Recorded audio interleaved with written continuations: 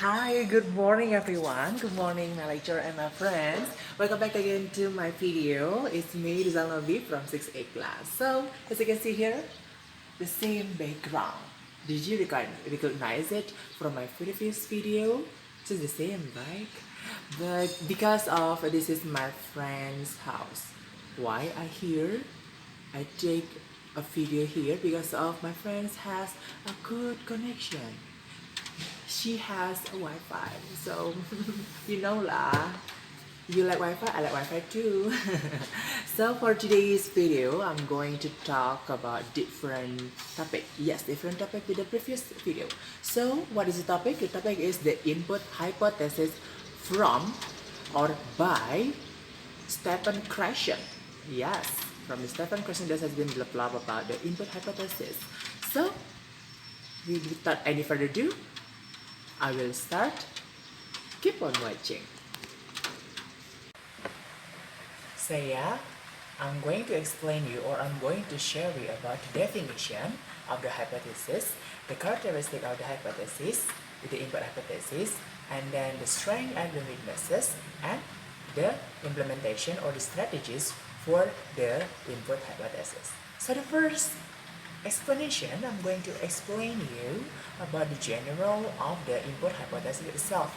So what is the input hypothesis? Input hypothesis is a theory that has been developed by the Stephen Krashen, University of Southern California. He is the expert of the linguistic field, as well as specializing in the second language acquisition and the development.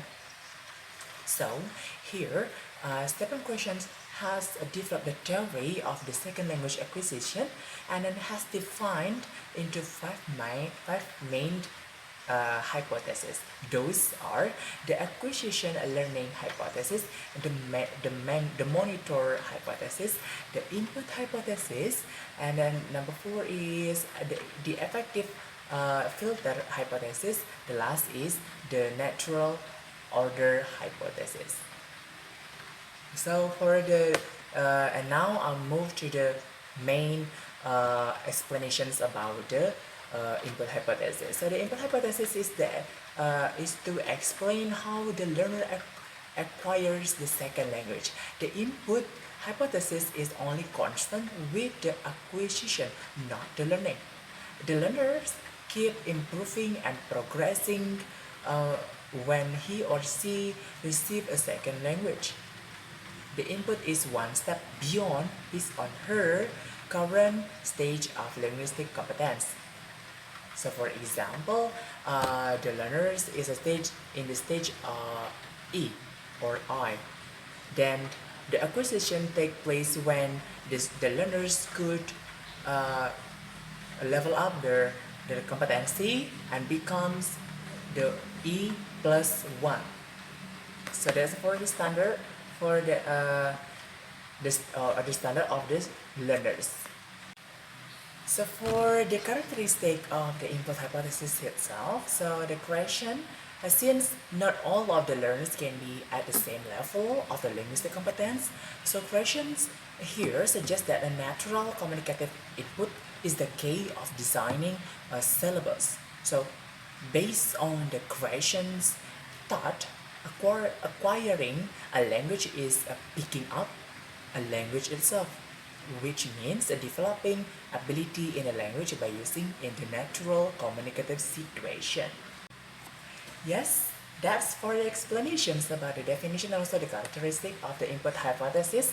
And now let's jump to the weaknesses and also the strength of the input hypothesis. So the first one I will talk about the strength of the input hypothesis. Based on the questions at the year of 1981, the strengths of the input hypothesis are by using E plus 1 learning system, students will be able to acquire the next level of their ability faster.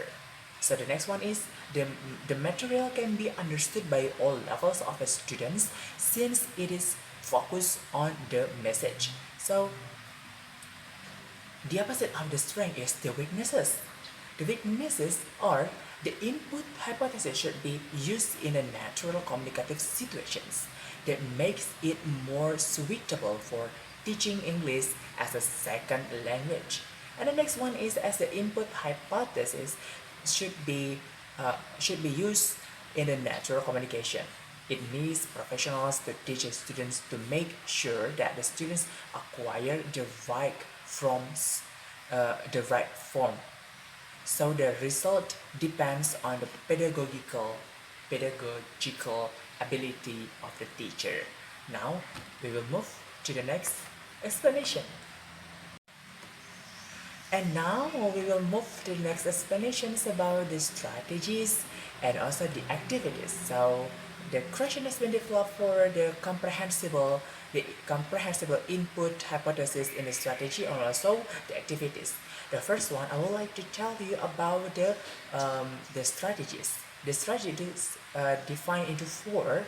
The first one is direct instructions. For the direct instruction, the teacher can use the strategy with the beginners. It means the beginners as the learners, right? So the beginners who don't understand about the language itself. So it seems like instructing the students on what they should do. So according to the such instructional input, the students watch the teacher do something and then they try to imitate or model it. That's for the direct instruction. Next, number two is about the joint construction. The strategy can be used with the students who already have some basic language.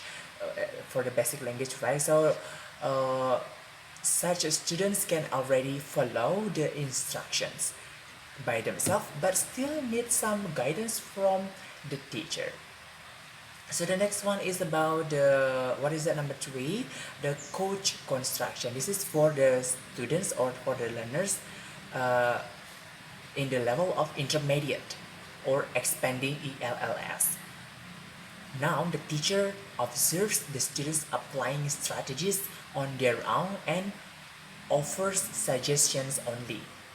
So the last one is the monitoring, the strategies, right? The last one. The comprehensible input strategy is suitable for the advanced students. So this is for the advanced students, right? At this stage, they require a minimum guidance from the teacher, and they are capable of following the instruction without constant constant supervision. So that's for the strategy, and I will tell you about the activities. Okay, so we arrive at the last explanations of the input hypothesis. It's about the activities. So there are some comprehensible input hypothesis in the activities. So I give you a 5 kind of activities. The first one is use different source of input. The second one is storytelling. As what you know, in the storytelling, for we as a teacher can teach them. So the teacher just give the teacher as a model here. So the teacher try to do something that related to the storytelling, and then let the students imitate you, or the students try to figure it out how to be a good storyteller by watching the teacher do the action of the storytelling. So the next one, storytelling, and so the next one is about the correction of mistakes. So for the correction of mistakes, so the teacher could easily categorize the students' level by these activities. The next one is listening and drawing. As what the storytelling explanations. So in the listening and the drawing, so the teacher give a kind of activities that related to their natural natural competency. So the teacher acquires them more in the listening and the drawing. The last is the total physical response activities. So those are 5 activities that could be used for the input hypothesis here. So I think that's all. Yes, we already discussed those sub of the subtopic of the input hypothesis. I already gave you the explanations, the characteristic, the surrounding indices, and also the strategies and also activities. So, so sorry if I made a lot of mistakes. So don't forget to always like my video, especially in this channel. So hope you guys in a good day. Hope you guys still safe. You guys are in this corona. Hopefully the world becomes better again. And then see you guys on my next video. I'm Rizal Nobiantoro Sulpa. Sign out. Bye.